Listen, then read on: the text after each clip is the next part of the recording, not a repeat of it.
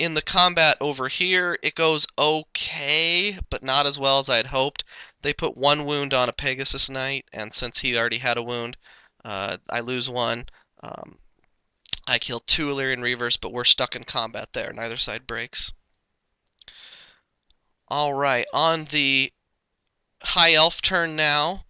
I could have sworn that dragon was going to charge me in the flank because the Knights Errant did not break the eagle. How embarrassing is that? But he decided to make use of the dragon in a different way. The eagle that was not engaged charged the trebuchet on the hill, and as I had hoped, the dragon princes charged the Knights of the Realm, who fled, and I'm set up with a pretty nice countercharge from the Grail Knights on that. Here's just a look at how his remaining moves go on this side. You can see the dragon moved into position where he's going to cause a terror bomb on the peasant skirmishers in the woods, and he will be able to breathe fire on the Grail Knights. That's what he's going for there. And then you can see the fast cav creeped up a little bit, and the Shadow Warriors came out of the woods in two different positions. On the other side, he makes some adjustments with his remaining moves to just moving the Sea Guard up a little. Other than that, he's not moving a whole lot, mostly just remaining stationary.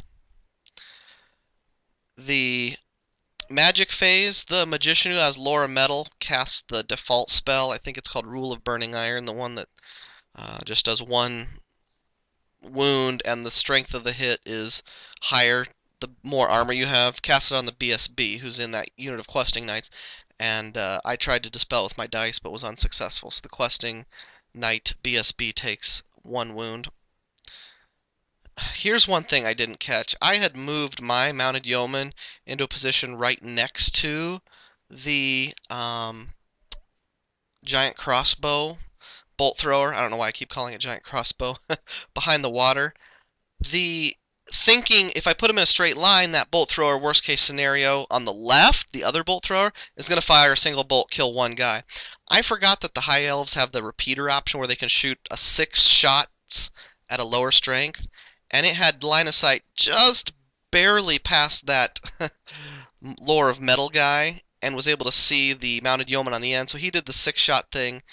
Bad move on my part. All 4 of them bit the dust. At least it's just peasants. The dragon breathes fire on the Grail Knights and kills one of them. His Sea Guard shoot at the Grail Relic, kill 2. No problem there. In close combat, the Pegasus Knights finally do a little better. They take down 2 more of the Illyrian Reavers, but as if that weren't bad enough, the one remaining guy holds in combat. Great. In the close combat involving the Knights Errant and the Eagle, because the Eagle had higher initiative, it struck first and killed one more Knight Errant. So they are very embarrassed. They're never going to make it to Knights of the Realm at this pace. Fortunately, they do at least one more wound on the Eagle. I decide to overrun and go off the board. That laser line there showing you where the edge of the board is, so they're ready to come back on next turn. The combat between the Trebuchet and the Eagle, I don't remember what happens for sure and the order in which things happen, but I know that he only injures like one guy, and neither side breaks from combat, so we're stuck this round. Let's see, so that was in his turn that all those combats occurred, so it's back over to the Bretonnian turn now. I don't know how you're supposed to do this, and we may have done it wrong, I'm not sure. But the Knights of the Realm have to rally and or take a terror test. I think probably since the terror test is listed as beginning of the turn, you should have done that first. Of course, they're already fleeing, so they wouldn't take a terror test and then do the rally test, but I wasn't sure. So what I did was have them do the rally test first and then the terror test. They did roll well to rally. Very brave. They had the musician. And then they decided to run right off the board. So that was, very encouraging once they took their terror test and saw, hey, look, there's a dragon right behind us. So they're kind of scaredy cats.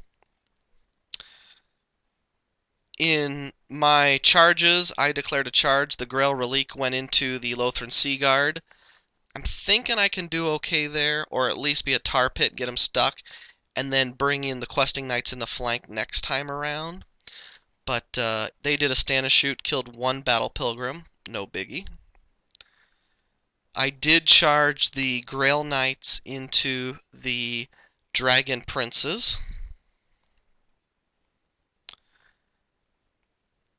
In my remaining moves, you can see how I brought the Knights Errant back onto the board and positioned them carefully so I can't get flanked by the Shadow Warriors. I was a little concerned about them coming into my side and at the very least holding me up for a little while. You can see my Peasant Bowman shot at the Illyrian Reavers on this side and did 1 wound. In close combat, the Pegasus Knights polished off that one last Illyrian Reaver that was on the hill.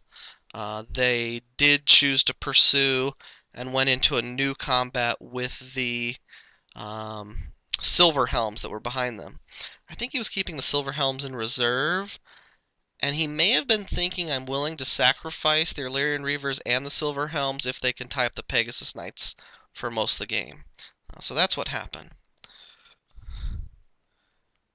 In close combat, you can see that the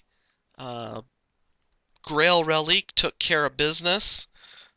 They didn't do very many wounds, but they had a little bit more static combat res. They had outnumber. They had 1 more rank at the beginning of combat. So they beat the Sea Guard through static combat res. Go Peasants. In the battle with the Trebuchet crew, the Eagle, I think did 1 more wound, or maybe 2. Either way, he destroyed a couple or 1, and whatever was left broke and ran off the board. I just forgot to take off the Trebuchet right away, so I do that a little bit later. In the combat with the Grail Knights going against the Dragon Princes, you can see the Grail Knights did a pretty good job.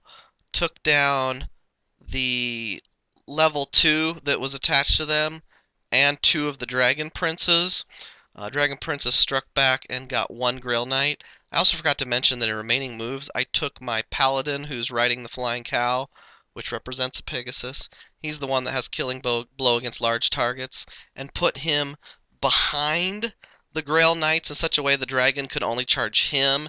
He can't charge directly into the Grail Knights, because my thought is just in case the Grail Knights don't break the Dragon Princes, I need some sort of buffer there. And that's not how I wanted to use them. I wanted to get the charge, but it was a good backup plan because the Grail Knights did not break the Dragon Princes. Dragon Princes lost, but did hold when it came to the actual break test. So, beginning of the High Elf turn, the dragon does exactly that. He charges right into the Flying Cow Paladin. The models are faced weird. Pretend they're facing each other. It's just because the big old head on the dragon, they couldn't face each other. So, pretend they're looking at each other even though they're not.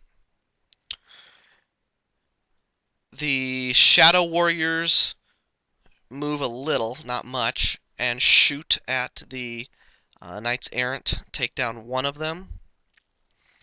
The Bolt Thrower on the left shoots at the Questing Knights, kills 1, but does not get the other one, thankfully, the one in the back row.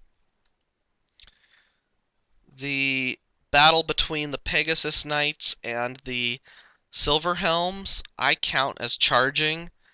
Managed to kill a whopping 1 Silver Helm, and he doesn't do any wounds back, so we're stuck in combat. In the Dragon versus Paladin fight, this battle's been a long time ago, so I'm trying to remember exactly how it went. But I think what happened is that all the attacks were directed at the Pegasus, which is pretty common to get the easy combat res. Killed the Pegasus. I don't know what that dice roll's for, so just ignore it.